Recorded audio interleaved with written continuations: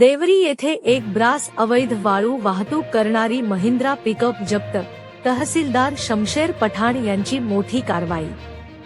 तणारा मंडळ अंतर्गत येत असलेल्या देवरी येथे आज शनिवार दिनांक 25 एप्रिल रोजी महसूल विभागाच्या पथकाने मोठी कारवाई केली आहे।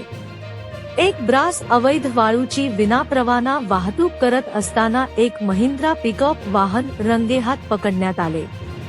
तहसीलदार शमशेर पठाण यांनी या प्रकरणी तातडीने कारवाई करत सदर वाहन जप्त करण्याचे आदेश दिले।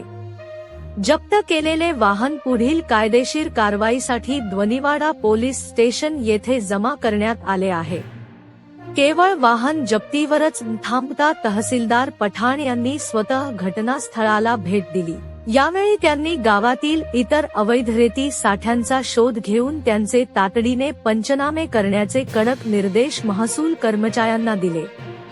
महसूल प्रशासनाच्या या धडक कारवाईमुळे परिसरातील रेती मापकांचे धाबे दणाणले आहेत। सदर यशस्वी कारवाई तहसीलदार शमशेर पठाण यांच्या मार्गदर्शनात रत्नारा मंडळाचे मंडळ अधिकारी जी.व्ही. गाढवे, ग्राम महसूल अधिकारी शुभम लिल्हारे, अनुप नंदेश्वर आणि महसूल सेवक अमित लिल्हारे यांच्या पथकाने पूर्ण केली। पुढील तपास महसूल आणि पोलीस प्रशासन करत आहे।